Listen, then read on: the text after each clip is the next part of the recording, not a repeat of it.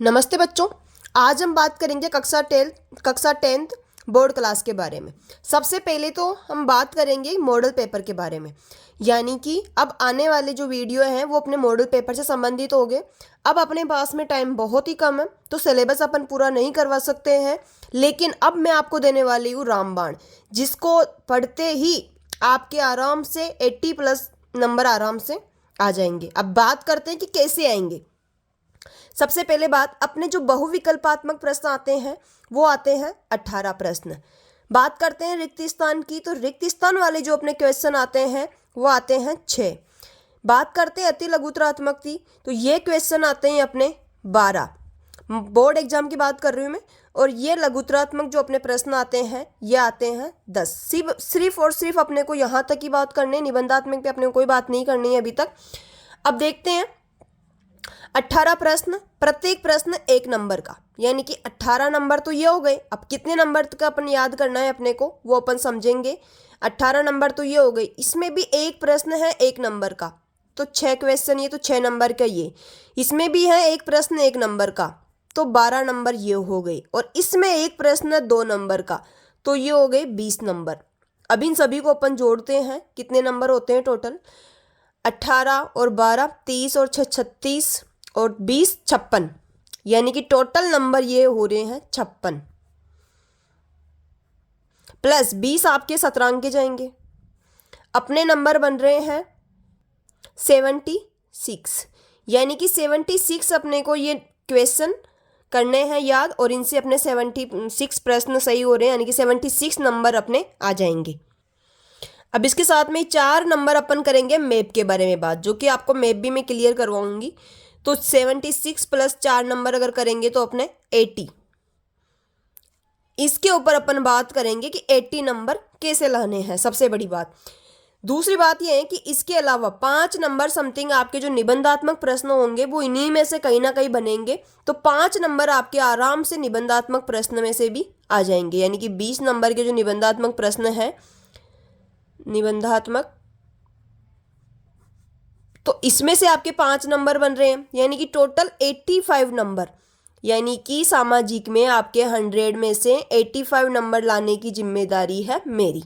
अब वो आप, इसके लिए आपको क्या करना है, मैं वीडियो बनाऊंगी, ये मानो कि 10 मॉडल पेपर आपको सोल्व करवाऊंगी। कितने मॉडल पेपर सोल्व करवाऊंगी? 10 मॉडल पेपर, यानी कि आपके क्वेश्चन में आने वाले इंपॉर्टेंट प्रश्न होंगे इसके अंदर, तो 10 आपको ऐसे मॉडल पेपर सोल्व करवाऊंगी, कंप्लीट याद करवाऊंगी। प्लस एक मॉडल पेपर लगभग 1 घंटे का होगा, एक मॉडल पेपर 1 घंटे का, तो 10 मॉडल पेपर कितने हो गए? 10 घंटे के। यानी कि अब आप देखिए कि आप सिर्फ 10 घंटे पढ़ करके, अब इस 10 घंटे में आप कंप्लीट इसको कम से भी कम 10-10 बार पढ़ करके या कैसे भी करके इसको सिर्फ इस पे ध्यान देना है आपको, इससे आपके 85 नंबर आने की पूरी संभावना है। लेकिन जैसे मैंने आपको समझाया, अगर आप इसी तरीके से डेली पढ़ोगे तो ही आपका ये होगा। 10 घंटे एक मॉडल पेपर एक दिन सोल्व करवाऊंगी मैं, दूसरे दिन उसका टेस्ट लूंगी, एक दिन छोड़ के एक दिन आपको मॉडल पेपर डालूंगी मैं। अब एक दिन जब आपको छोड़ रही हूँ तो उसमें कंप्लीट आपका ये कम से भी कम आप इसको 10 बार देखो, चाहे 20 बार देखो, चाहे कितनी बार देखो, बस आपको कंप्लीट याद हो जाना चाहिए, और फिर आपका क्लास में मैं टेस्ट लूंगी। चलिए अब आगे बात करते हैं अपन मॉडल पेपर, आज के मॉडल पेपर के बारे में। मॉडल पेपर पहला है, ये फर्स्ट मॉडल पेपर की अपन बात कर रहे हैं, विषय सामाजिक विज्ञान है, क्लास 10th है। सबसे पहले अपन बात करेंगे बहुविकल्पात्मक प्रश्न। अब आपको पता है कि बहुविकल्पात्मक प्रश्न 18 है, प्रत्येक प्रश्न 1 नंबर का है। तो सबसे पहले अपन बात करते हैं, पहला प्रश्न है, निम्न में से 1804 ईस्वी की नागरिक संहिता का संबंध किससे था? आपको अगर याद है तो एक बार बोल के बताइए, अपने मन में बोलने की कोशिश कीजिए। तो इसका जो संबंध है वो है नेपोलियन बोनापार्ट से। किससे संबंध है? नेपोलियन बोनापार्ट, इसने जो नागरिक संहिता दी थी उसी को कहते हैं। तो निम्न में से 1804 ईस्वी की नागरिक संहिता का संबंध किससे था? नेपोलियन बोनापार्ट से। आपके ये भी क्वेश्चन आ सकते हैं कि नेपोलियन बोनापार्ट ने नागरिक संहिता कब लागू करी थी? तो 1804 में। आगे सेकंड क्वेश्चन है, प्रथम विश्व युद्ध का प्रारंभ कब हुआ? यानी कि फर्स्ट वर्ल्ड वार कब प्रारंभ होता है? तो ये होता है 1914 ईस्वी के अंदर, यानी कि फर्स्ट वर्ल्ड वार चलता है 1914 से 1919 तक, 1819 तक।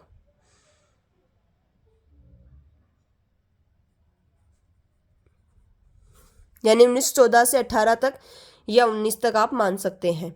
आगे है स्पिनिंग जेनी मशीन का निर्माण किसने किया। स्पिनिंग जेनी मशीन का, अगर आप ध्यान से सुनेंगे तो आपको एक ही बार में बहुत कुछ याद हो जाएगा, मेरे साथ साथ में आपको बोलना है। तो स्पिनिंग जेनी मशीन का निर्माण किसने किया, तो स्पिनिंग जेनी मशीन का निर्माण जेम्स हरग्रीव्ज, जेम्स, अब जैसे निबंधात्मक प्रश्न आ जाता है या लघुत्तरात्मक आ जाता है कि स्पिनिंग जेनी मशीन के बारे में बताइए, तो आप ये तो लिख सकते हैं ना कम से कम कि स्पिनिंग जेनी मशीन का निर्माण जेम्स हरग्रीव्ज ने किया था, जेम्स हरग्रीव्ज ने किया था। आगे क्वेश्चन अपना, मुद्रण ईश्वर की दी हुई महानतम देन है, सबसे बड़ा तोहफा। किसने कहा, ये किसने कहा था कि मुद्रण ईश्वर की दी हुई सबसे बड़ी महानतम देन है, तो ये आपको पता होना चाहिए। ये कहा था मार्टिन लूथर ने, जो कि एक धर्म सुधारक था। मार्टिन लूथर ने ये बात कही थी। आगे हैं, दूसरे पेन से लिखते हैं ताकि आपको आंसर दिख जाए। ब्रिटिश भारतीय सरकार ने गेहूं और कपास की खेती हेतु कैनाल कॉलोनी यानी कि नहर बस्ती कहाँ बसाई थी, वेरी वेरी इंपॉर्टेंट, पंजाब के अंदर बसाई थी। कहाँ बसाई थी, पंजाब के अंदर। नहर बस्ती या कैनाल कॉलोनी पंजाब के अंदर बसाई थी। आगे छठे नंबर का प्रश्न है, भारतीय वन्य जीवन रक्षण अधिनियम कब लागू किया गया है। ये भी बहुत इंपॉर्टेंट क्वेश्चन है, कई बार पूछा गया है, तो आपको याद रखना है कब लागू किया गया है, 1972 में। निम्न में से कौन सा उद्योग बॉक्साइट को कच्चे माल के रूप में प्रयोग करता है, तो यह है एल्यूमिनियम प्रगलन, वेरी वेरी इंपॉर्टेंट, एल्यूमिनियम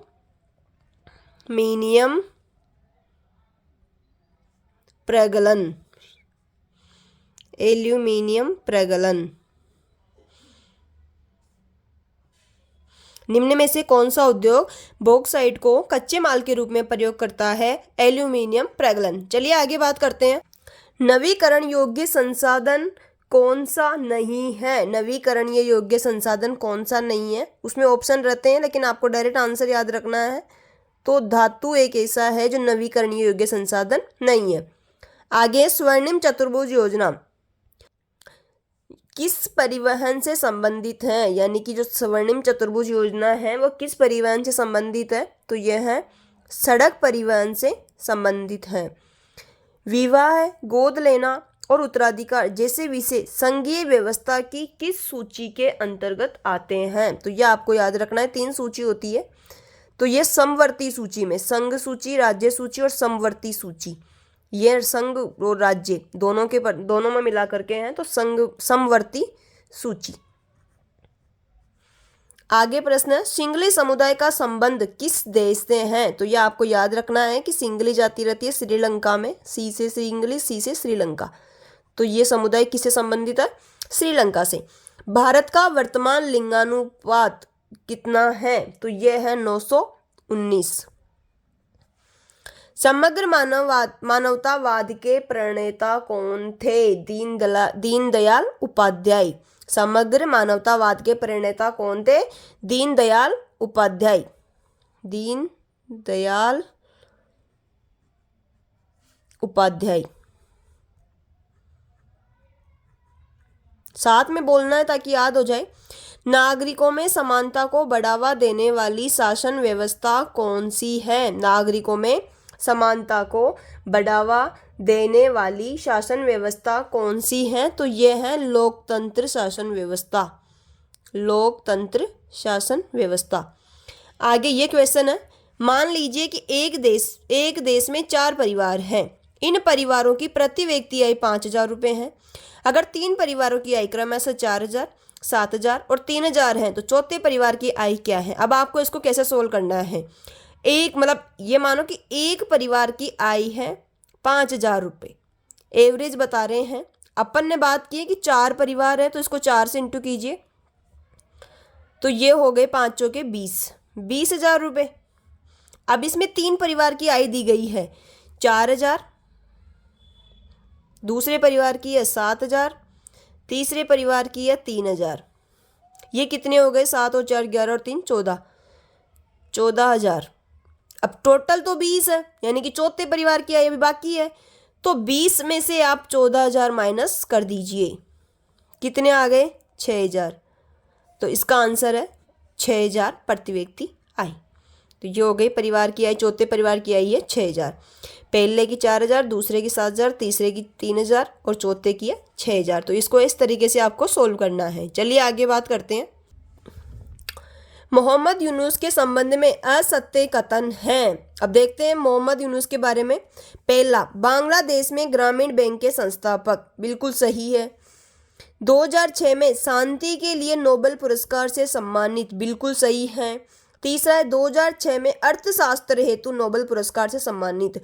अर्थशास्त्र जो पुस्तक चाणक्य की है, इसकी नहीं है, तो ये बिल्कुल गलत आंसर है, यानी कि इसका आंसर ये हो जाएगा कि असत्य कथन अपने को पूछा है। आपको क्वेश्चन करते समय ये जरूर देखना है कि सत्य पूछ रहे हैं या असत्य पूछ रहे हैं। तो मैं जो आपको मॉडल पेपर सोल्व करवा रही हूँ, इससे आपको ये भी प्रैक्टिस हो जाएगी कि कौन से किस क्वेश्चन को किस तरीके से करना है और किस तरीके से आंसर लिखना है। आगे क्वेश्चन है, बहुराष्ट्रीय कंपनियों का उद्देश्य नहीं है। पहले नंबर पे है लाभ अर्जित करना, दूसरे नंबर पे है व्यापार को विदेशों में फैलाना, तीसरे नंबर पे अपनी वस्तुओं और सेवाओं को विदेशों में बेचना और स्थानीय कंपनियों को बढ़ावा देना। तो ये स्थानीय कंपनियों को बढ़ावा देना, ये इसका कोई उद्देश्य नहीं है। चलिए आगे बात करते हैं। भारत में राष्ट्रीय उपभोक्ता दिवस कब मनाया जाता है? भारत में राष्ट्रीय उपभोक्ता दिवस कब मनाया जाता है? तो ये आपको पता होना चाहिए, ये 24 दिसंबर को मनाया जाता है। आगे अपने रिक्त स्थानों की, ये अपन ने 18 क्वेश्चन की बात कर ली है, प्रत्येक क्वेश्चन 1 नंबर का है, यानी कि अपने 18 नंबर पक्के। चलिए आगे बात करते हैं रिक्त स्थानों की पूर्ति। 1834 ईस्वी में प्रसा की पहल पर एक शुल्क संघ स्थापित किया गया था, तो उसका नाम क्या था? तो ये था जोलवेराइन, जोलवेराइन या जोलवरिन, यहाँ लिख देती हूँ, वहाँ समझ में नहीं आएगा। जोलवेराइन या जोलवरिन समझौता, ये अपन ने क्लास में भी अच्छे से बात कर रखी इसके बारे में। आगे, सूती कपड़ा उद्योग में एक मुख्य कच्चा माल क्या होता है? कपास, ये सभी को पता है, वैसे भी आप कर देते। तीसरे नंबर पे है सन कब वायु परिवहन का राष्ट्रीयकरण किया गया था? तो ये आपको पता होना चाहिए, 1953 में। लोकतांत्रिक व्यवस्था समानता पर आधारित होती थी, किसके तहत? राजनीतिक, इसमें आएगा राजनीतिक समानता पर आधारित होती है। किसी विशेष वर्ग में उत्पादित सभी अंतिम वस्तुओं और सेवाओं के मूल्य को क्या कहते हैं? वेरी वेरी इंपॉर्टेंट, सकल घरेलू उत्पाद, सकल घरेलू उत्पाद। आगे, सरकार द्वारा अवरोधों अथवा प्रतिबंधों को हटाने की जो प्रक्रिया है उसको किस नाम से जाना जाता है? तो उसे कहते हैं उदारीकरण, उदारीकरण। आगे बात करते हैं।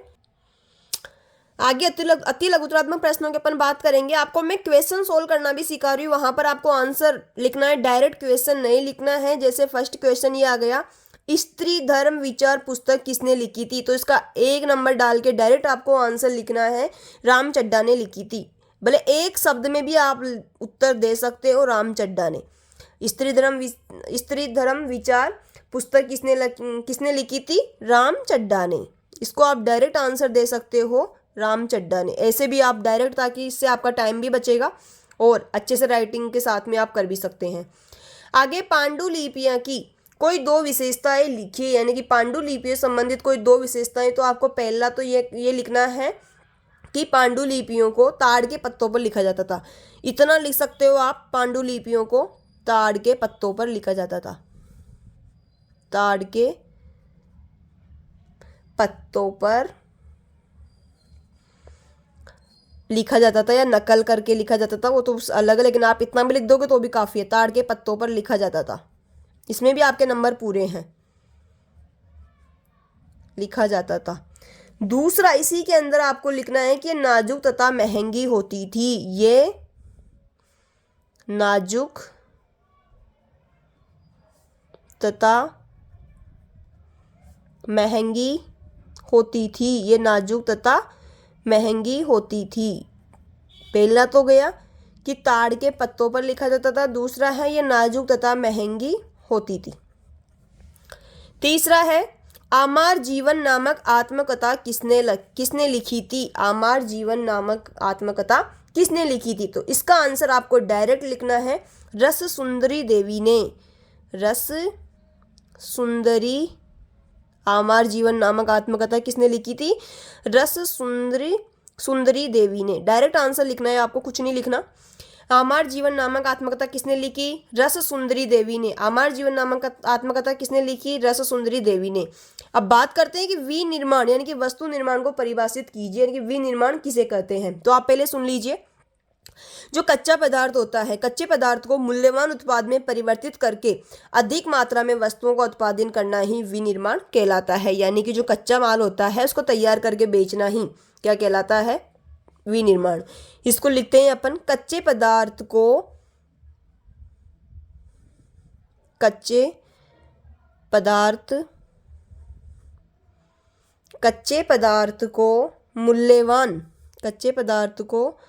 मूल्यवान उत्पाद में परिवर्तित करके, कच्चे पदार्थ को मूल्यवान उत्पाद में, उत्पाद यहाँ लिखना है, मूल्यवान उत्पाद में परिवर्तित करके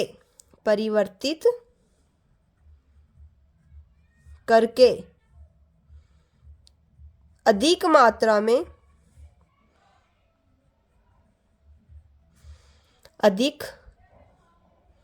मात्रा में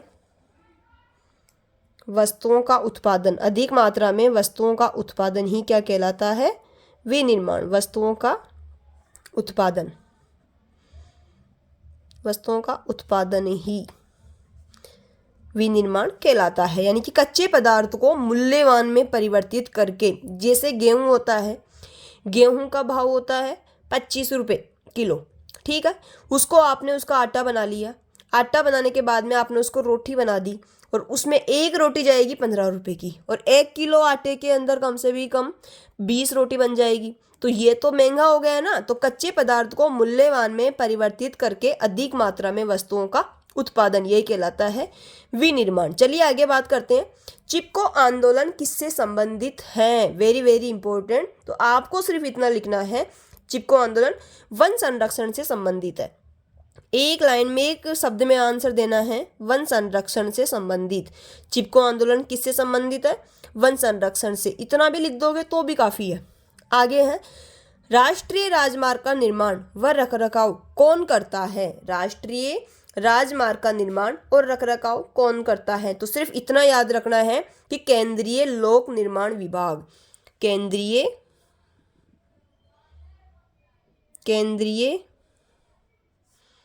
लोक निर्माण विभाग, केंद्रीय लोक निर्माण विभाग करता है इसका रखरखाव। सिर्फ इतना लिखना है। आगे है, किस प्रकार के शासन को अच्छा शासन माना जाता है? यानी कि किस प्रकार के शासन को, जो जैसे अपना भारत में है लोकतांत्रिक शासन व्यवस्था है, तो लोकतांत्रिक शासन व्यवस्था को ही अच्छा माना जाता है। तो आप लिख सकते हो सिर्फ इतना ही कि लोकतांत्रिक शासन को। शॉर्ट में जितना कम लिखोगे उतना अच्छा रहेगा, पर अच्छी सुंदर सुंदर राइटिंग में लिखना। तो लोकतांत्रिक शासन को ही अच्छा शासन माना जाता है। बस। लैंगिक विभाजन का आशय बताइए, यानी कि लैंगिक विभाजन किसे कहते हैं उसके बारे में बताना है आपको। इसमें भी सिर्फ आपको ये लिखना है कि समाज में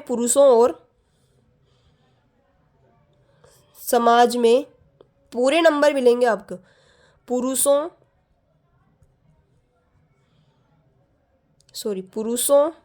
और महिलाओं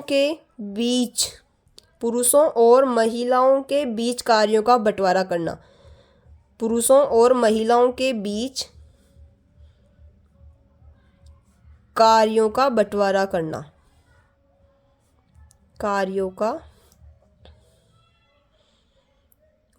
करना, यही कहलाता है लैंगिक विभाजन।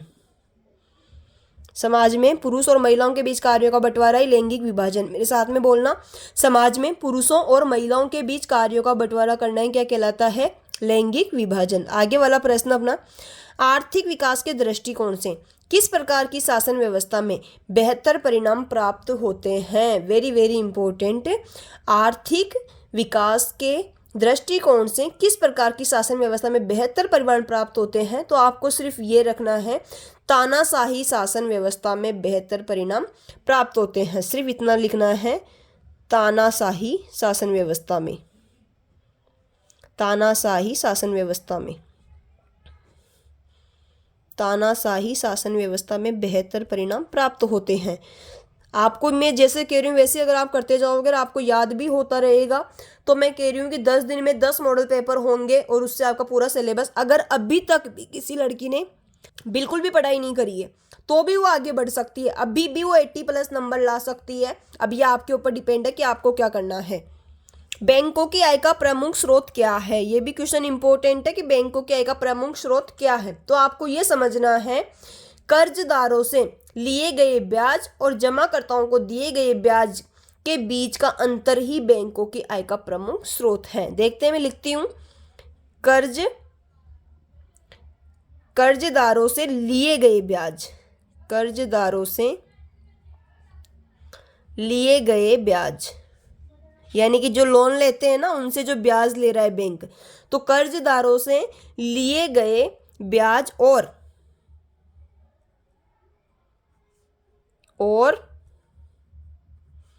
जमाकर्ताओं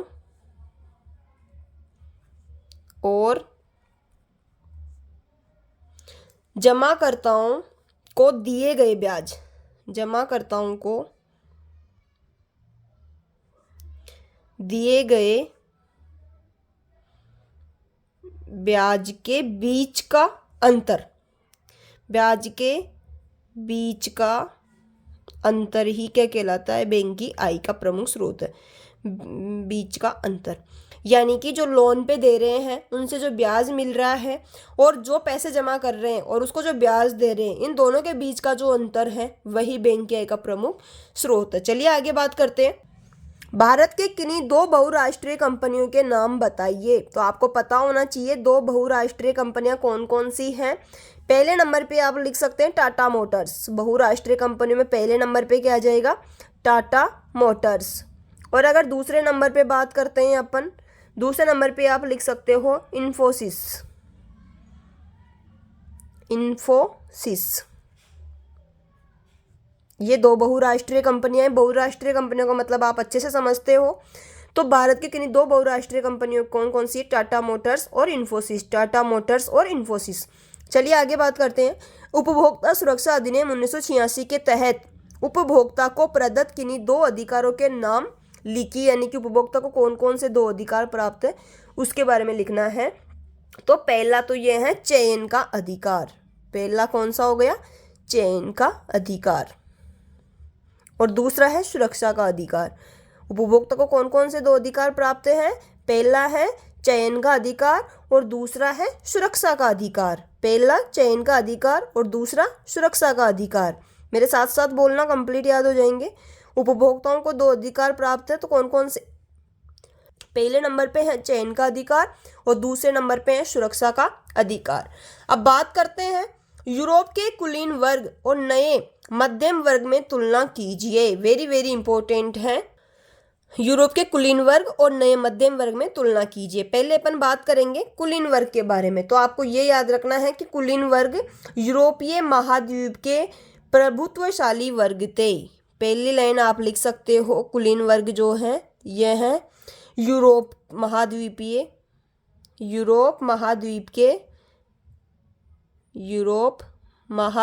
के प्रभुत्वशाली वर्ग थे। प्रभुत्वशाली वर्ग थे, यानी कि जो कुलीन वर्ग थे ये क्या थे? यूरोप महाद्वीप के प्रभुत्वशाली वर्ग थे। अब ये क्या करते थे? 2 इलाके थे इनके, एक तो ग्रामीण इलाका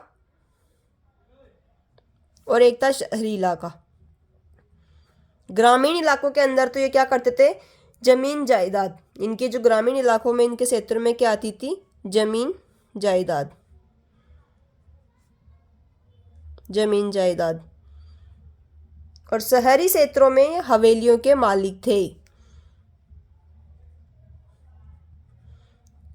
ग्रामीण में तो जमीन जायदाद रहते थे और शहरी क्षेत्रों में ये हवेलियों के मालिक थे। और एक लाइन और लिखनी है, राजनीतिक कार्य हेतु। ये लोग राजनीतिक कार्य हेतु, राजनीतिक कार्यों में फ्रेंच भाषा बोलते थे। कौन सी भाषा? फ्रेंच भाषा। राजनीतिक कार्यों में फ्रेंच भाषा का प्रयोग करते थे। फ्रेंच भाषा का प्रयोग, फ्रेंच भाषा का प्रयोग। आपको ये याद रखना है कुलीन वर्ग के बारे में। सबसे पहले तो यह है कि यह यूरोप महाद्वीप के प्रभुत्वशाली वर्ग थे। अब ये दो प्रकार के थे, ग्रामीणों में और एक शहरियों में। तो ग्रामीण में तो जमीन जायदाद के मालिक होते थे और शहरों में हवेलियों के मालिक थे। और ये राजनीतिक कार्यों में कौन सी भाषा का प्रयोग करते थे? फ्रेंच भाषा का। अब बात करते हैं मध्यम वर्ग। जबकि मध्यम वर्ग, इनका उदय, मध्यम वर्ग का उदय, सबसे पहले बात करते हैं इनका उदय कहाँ पर हुआ था। तो यह पश्चिम में तथा मध्य यूरोप में उदय कहाँ हुआ है? पश्चिमी तथा मध्य यूरोप में, पश्चिमी तथा मध्य यूरोप में औद्योगिक उत्पादन एवं व्यापार में वृद्धि के कारण हुआ। औद्योगिक उत्पादन, औद्योगिक उत्पादन एवं व्यापार में वृद्धि के कारण हुआ। वृद्धि के, ये 2 नंबर के प्रश्न है आपके, इसको याद रखना है। 3 नंबर के प्रश्न आ जाए तो भी आपको इतना ही लिखना है।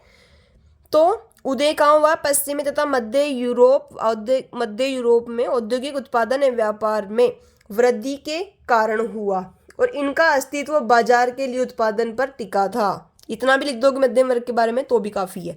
चलिए आगे बात करते हैं कि भारत और ब्रिटेन के मध्य व्यापार में होम चार्जेस का मूल्यांकन कीजिए। वेरी वेरी इंपॉर्टेंट प्रश्न है। भारत और ब्रिटेन के मध्य व्यापार में होम चार्जेस का मूल्यांकन कीजिए। आपको बहुत ही साधारण सी भाषा में इतना सा लिखना है कि होम चार्जेज, आपको लिखना है होम चार्जेज। आपको सिर्फ इतना लिखना है कि होम चार्जेज वे खर्च थे जो भारत को ब्रिटेन को देने पड़ते थे। सबसे पहले तो आपको ये याद रखना है कि होम चार्जेज वे खर्च होते थे जो भारत को ब्रिटेन को देने पड़ते थे। अब क्यों देने पड़ते थे? क्योंकि वहां पर जैसे अंग्रेज अधिकारियों की पेंशन, वेतन और प्रशासनिक खर्च 3 रूपों में देने पड़ते थे। यानी कि आपको सिर्फ ये याद रखना है कि जो होम चार्जेज है ये वे खर्च थे, होम चार्जेज वे खर्च थे, होम चार्जेज वे खर्च थे जो भारत को ब्रिटेन को देने पड़ते थे। पहली लाइन तो कंप्लीट है। होम चार्जेज वे खर्च थे जो भारत को ब्रिटेन को देने पड़ते थे। अब देखते हैं क्यों देने पड़ते थे। ब्रिटेन को देने पड़ते थे। होम चार्जेज वे खर्च थे जो भारत को ब्रिटेन को देने पड़ते थे। जैसे, अब क्यों देते थे उसके बारे में देखते हैं। जैसे अंग्रेज अधिकारियों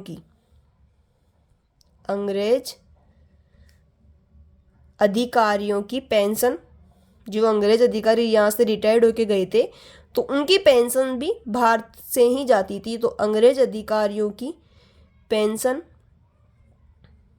जो अंग्रेज अधिकारी काम कर रहे थे, जॉब कर रहे थे, तो उनका वेतन, पेंशन, वेतन और प्रशासनिक खर्च, जो भी प्रशासन से संबंधित खर्चा होता था वो भी भारत से जाता था। और प्रशासनिक खर्च, आपको सिर्फ इसको बार बार सुनना है ताकि याद हो जाए, लिखना विखना कुछ भी नहीं है। तो होम चार्जेज वे खर्च थे जो भारत को ब्रिटेन को देने पड़ते थे। अब क्यों देते थे? अंग्रेज अधिकारियों की पेंशन, वेतन और प्रशासनिक खर्च। अब देखते हैं आगे।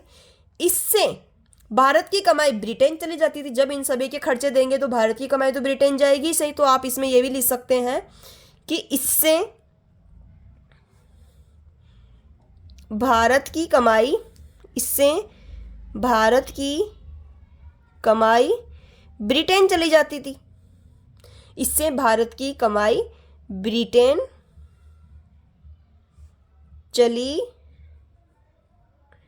जाती थी, जिससे भारत की अर्थव्यवस्था कमजोर हुई। अब जब भारत की कमाई बाहर चली जाएगी तो अर्थव्यवस्था तो कमजोर होगी। तो जिससे जब ब्रिटेन चल जाती थी तो जिससे भारत की अर्थव्यवस्था, जिससे भारत की अर्थव्यवस्था कमजोर हुई, अर्थव्यवस्था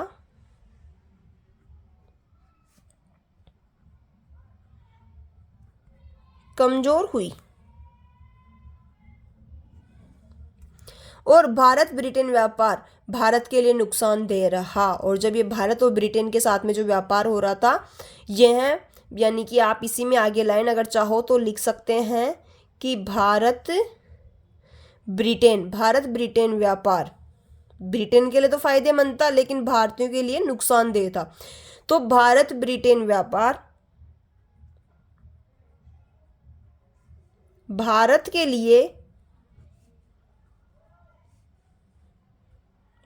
के लिए नुकसान दे रहा। यह आपका प्रश्न कंप्लीट है, आंसर कंप्लीट है। भारत और ब्रिटेन के मध्य व्यापार के संदर्भ में होम चार्जेस का मूल्यांकन कीजिए। तो आपको ये इतना सा पता होना चाहिए कि होम चार्जेस वे खर्च थे जो भारत को ब्रिटेन को देने पड़ते थे। किस तौर पर? अंग्रेज अधिकारियों की पेंशन, वेतन और प्रशासनिक खर्च के तौर पर। इससे भारत की कमाई ब्रिटेन चली जाती थी, जिससे भारत की अर्थव्यवस्था कमजोर हुई और भारत ब्रिटेन व्यापार से भारत के लिए नुकसान दे रहा, यानी कि भारत को नुकसान रहा। आगे बात करते हैं, सतत पोषणीय विकास पर एक संक्षिप्त टिप्पणी लिखिए। आपको पहले तो सिर्फ बहुत इजी लैंग्वेज में मैं आंसर लिखवा रही हूँ। ये आपको जो डेस्क वर्क है या जो पासबुक है उसमें इतने इजी लैंग्वेज में आपको आंसर नहीं मिलेंगे। मैं इसीलिए बोल बोल के लिखवा रही हूँ ताकि आपको समझ में भी आए। सतत पोषणीय विकास पर एक संक्षिप्त टिप्पणी लिखिए। तो सबसे पहले तो मैं आपको इसका आंसर बता देती हूँ। सतत पोषणीय विकास, अब ये कैसा होता है? तो सतत पोषणीय विकास में आपको इतना याद रखना है कि ऐसा विकास जो वर्तमान की जरूरतें पूरी करे। पहली लाइन, ऐसा विकास जो वर्तमान की जरूरतें पूरी करे लेकिन भविष्य की पीढ़ियों की जरूरतों को नुकसान न पहुंचाए। वेरी वेरी इंपॉर्टेंट है, बहुत इजी लैंग्वेज में आपको बता रही हूँ। सतत पोषणीय विकास, आप कैसे क्वेश्चन आता है इसकी हेडिंग डालिए, इसके आगे आप लिखिए ऐसा विकास। इसमें आपको लिखना है ऐसा विकास जो, सतत पोषणीय विकास से तात्पर्य है ऐसा विकास जो वर्तमान की, ऐसा विकास जो वर्तमान की जरूरतें पूरी करे। ऐसा विकास जो वर्तमान की जरूरतें पूरी करे लेकिन वर्तमान की जरूरत तो पूरी करे लेकिन भविष्य की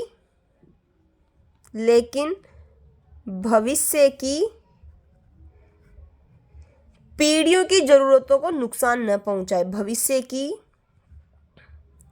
पीढ़ियों की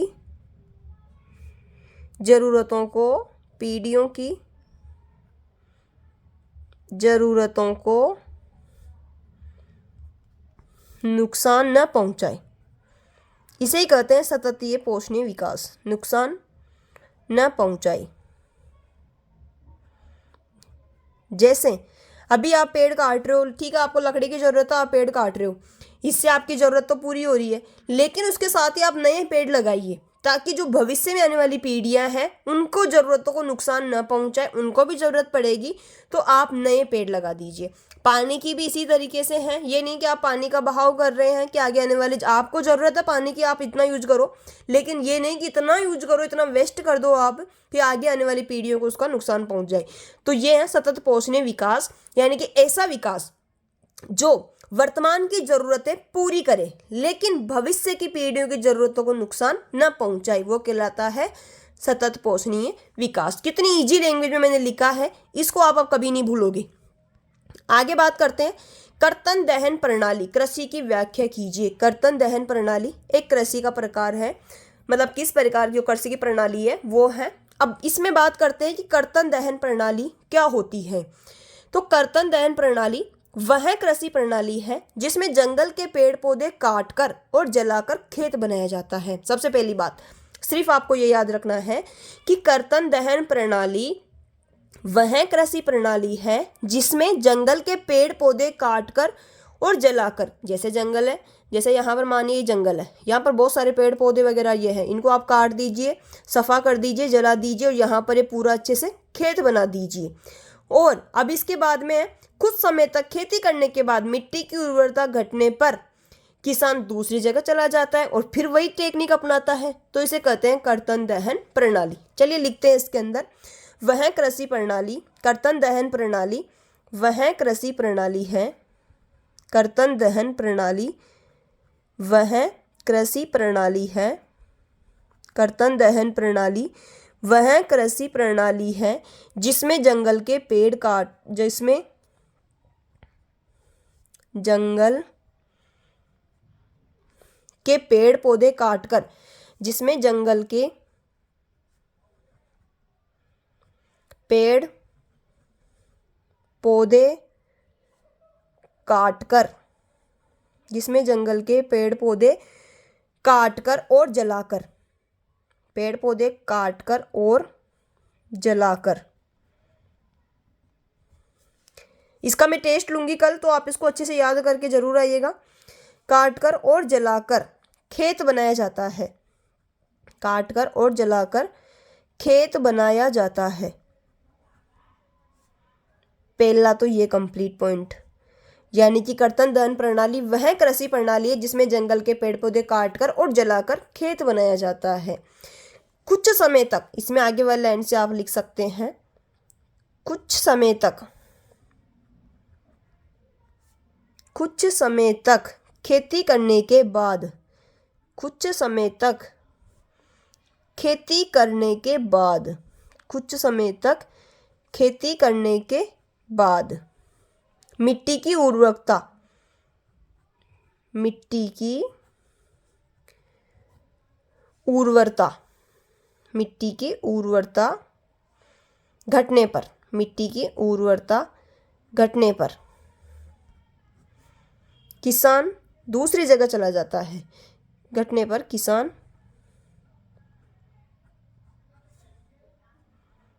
दूसरी जगह चला जाता है, उसे कहते हैं कर्तन दहन प्रणाली, दूसरी जगह चला जाता है। यानी कि आपको ये याद रखना है कि कर्तन दहन प्रणाली किसे कहते हैं, तो वह कृषि प्रणाली जिसमें जंगल के पेड़ पौधे काटकर और जलाकर खेत बनाया जाता है। कुछ समय तक खेती करने के बाद मिट्टी की उर्वरता घटने पर किसान दूसरी जगह चला जाता है। ये अपन ने बात कर ली कर्तन दहन प्रणाली की।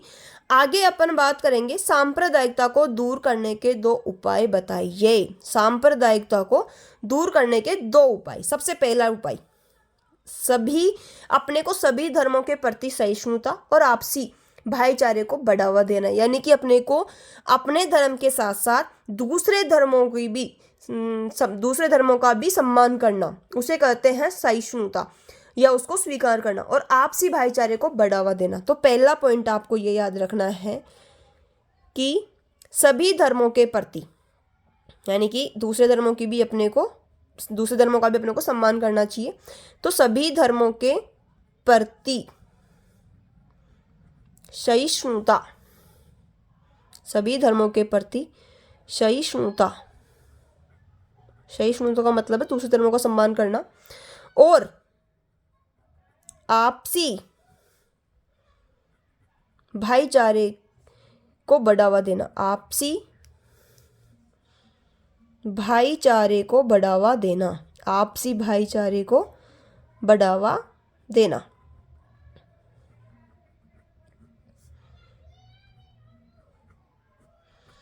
दूसरा पॉइंट है इसमें, शिक्षा के माध्यम से समानता और राष्ट्रीय एकता की भावना विकसित करना। पहला पॉइंट अपन ने लिख लिया है कि सभी धर्मों के प्रति सहिष्णुता और आपसी भाईचारे को बढ़ावा देना। दूसरा पॉइंट है इसमें शिक्षा के माध्यम से समानता। दूसरा पॉइंट क्या है? शिक्षा के माध्यम से समानता, शिक्षा के माध्यम से समानता। दूसरा पॉइंट क्या है?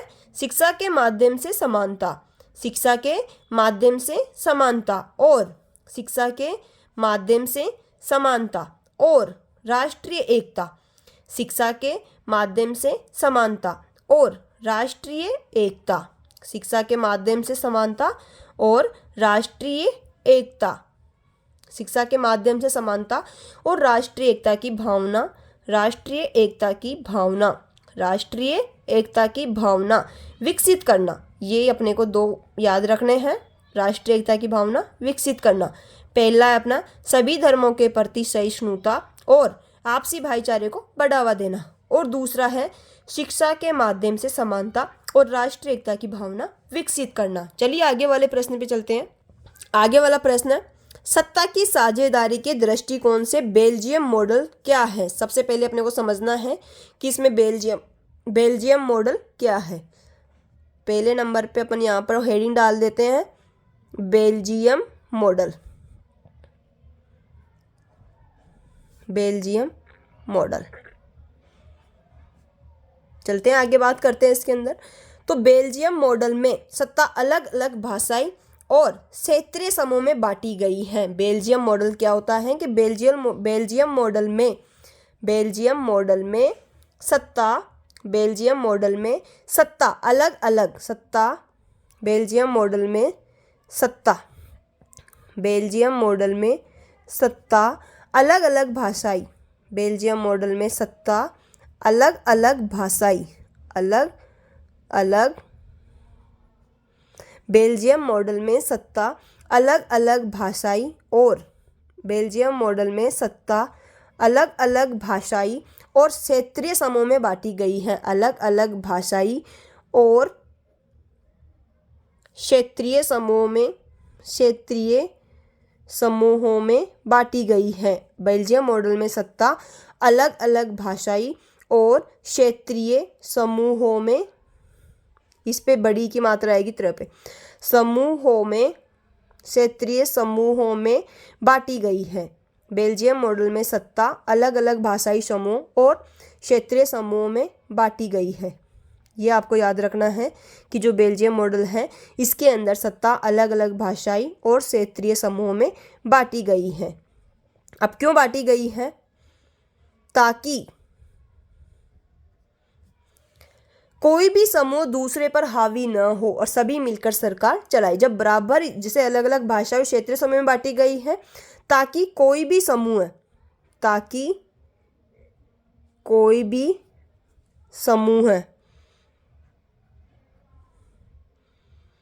दूसरे पर हावी न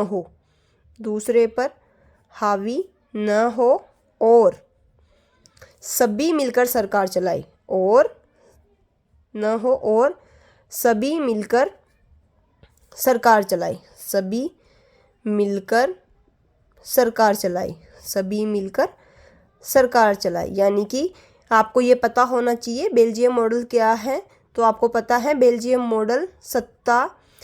मॉडल में सत्ता अलग अलग भाषाई और क्षेत्रीय समूह में बांटी गई है, ताकि कोई भी समूह दूसरे पर हावी न हो और सभी मिलकर सरकार चलाए। इतनी इजी लैंग्वेज में आपके लिए बना के लेके आई हूँ। आगे अपना 10वां प्रश्न है, यूएनडीपी द्वारा प्रकाशित मानव विकास रिपोर्ट में देशों की तुलना किस आधार पर की जाती है? यह आपको याद रखना है कि यूएनडीपी द्वारा प्रकाशित मानव विकास रिपोर्ट में देशों की तुलना किस आधार पर की जाती है। तो इसमें अपन 3 लिखेंगे, 3 आधार पर। सबसे पहला अपना है शैक्षिक स्तर। कौन सा स्तर? शैक्षिक स्तर। तुलना किस आधार पर की जाती है? सबसे पहले शैक्षिक स्तर। दूसरा स्वास्थ्य स्थिति, पहला शैक्षिक स्तर है, शिक्षा का स्तर। दूसरा स्वास्थ्य स्थिति, स्वास्थ्य स्थिति। और तीसरा है प्रति व्यक्ति आय। तीसरा क्या है? प्रति व्यक्ति आय। 3 स्तर पे अपन ने बात कर लिया, शैक्षिक स्तर, स्वास्थ्य स्थिति और प्रति व्यक्ति आय।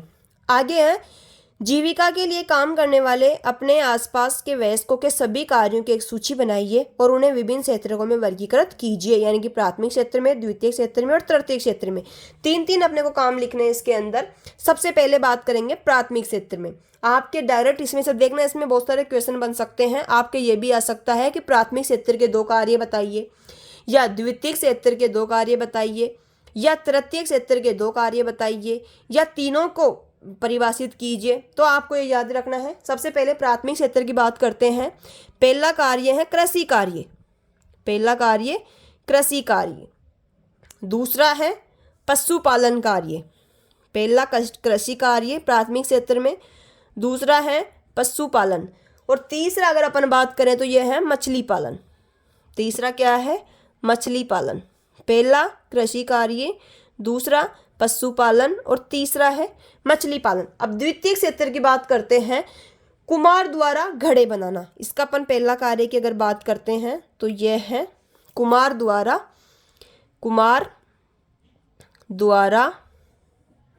घड़े बनाना। ये द्वितीय क्षेत्र में आ गया, घड़े बनाना।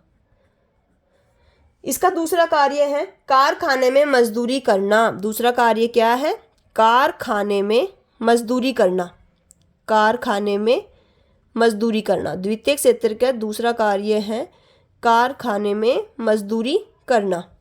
बात करते हैं इसके तीसरे कार्य की, कुटीर उद्योग चलाना। तीसरा कार्य है इसका कुटीर उद्योग चलाना। तीसरा कार्य क्या है? कुटीर उद्योग चलाना। सिर्फ आपको 10 घंटे में बहुत कुछ मिल जाएगा। 1 घंटे का एक मॉडल पेपर होगा, 10 घंटे आपको पढ़ने हैं और 80+ मार्क्स लेने हैं बस। अब तक अगर आपने स्टार्ट भी नहीं किया है ना पढ़ाई, तो भी आप बहुत कुछ कर सकते हैं इन वीडियो को देख करके। तृतीय क्षेत्र की अपन बात करते हैं। पहला है चिकित्सकीय परामर्श,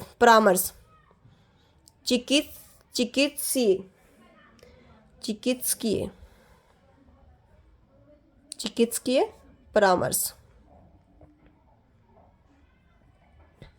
दूसरा इसमें लिख सकते हैं आप अध्यापन कार्य, जो कि मैं करवा रही हूं, ये तृतीय क्षेत्र में आएगा, अध्यापन कार्य। तीसरा है परिवहन संचालन, ये तृतीय क्षेत्र में है, परिवहन संचालक। तीनों क्षेत्रों के कार्यों की अपन ने बात कर ली है। सबसे पहले प्राथमिक कार्य में है कृषि कार्य, पशुपालन और मछली पालन।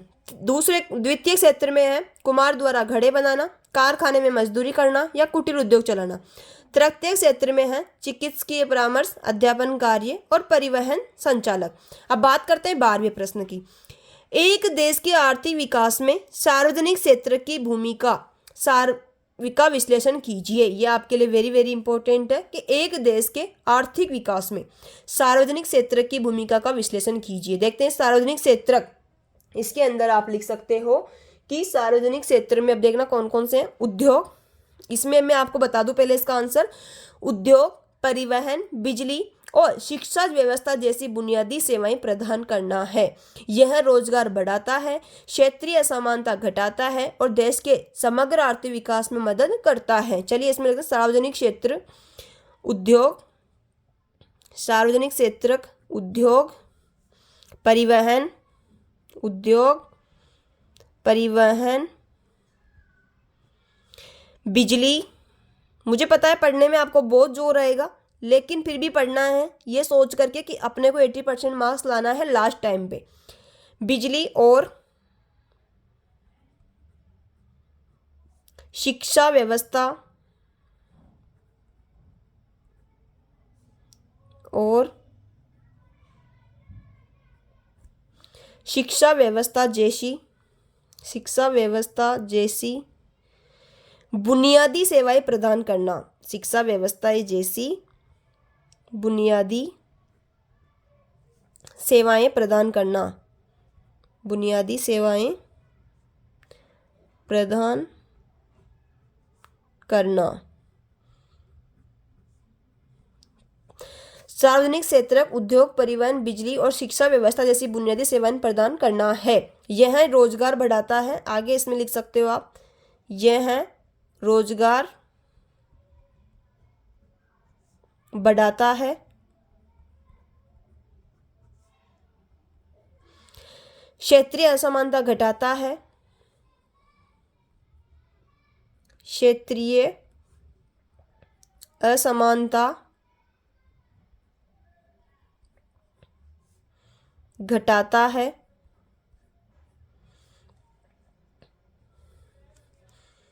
और देश के समग्र आर्थिक विकास में मदद करता है। और देश के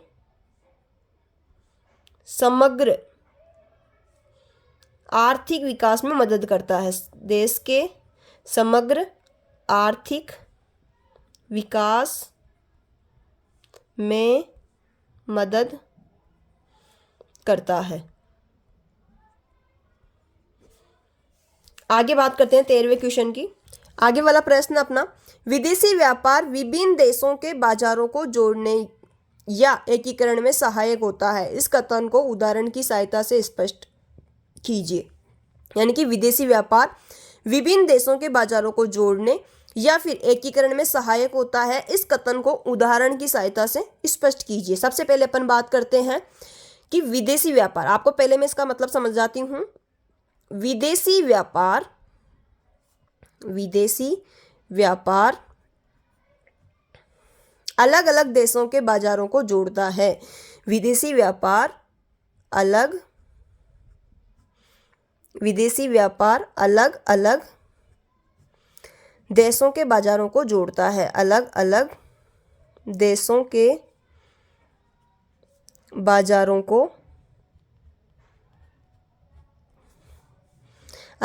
देशों के बाजारों को जोड़ता है। क्योंकि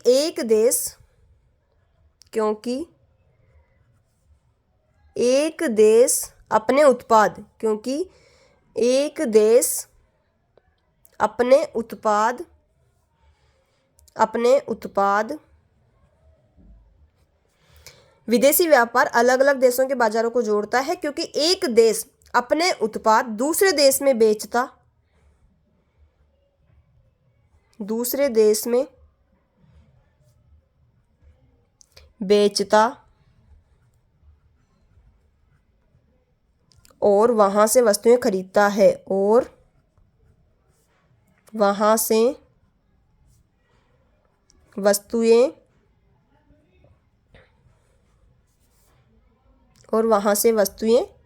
खरीदता है। अब एग्जाम्पल की तरफ से आपको समझाऊंगी, एग्जाम्पल दे करके। खरीदता है, उदाहरण जैसे भारत से चाय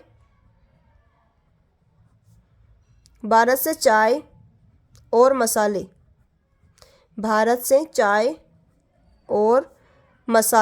विदेशों में भेजे जाते हैं। भारत से चाय और मसाले विदेशों में भेजे जाते हैं। भारत से चाय और मसाले विदेशों में भेजे जाते हैं, जबकि Bharat mobile phone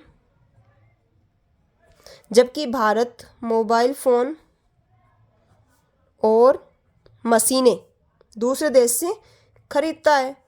mobile phone और मशीनें दूसरे देशों से खरीदता है।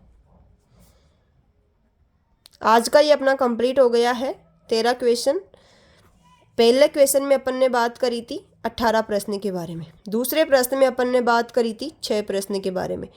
तीसरे प्रश्न में अपन ने बात करी थी 12 प्रश्न के बारे में। और चौथे प्रश्न में अब 4 से लेकर के 13 तक टोटल हो रहे हैं 10 प्रश्न।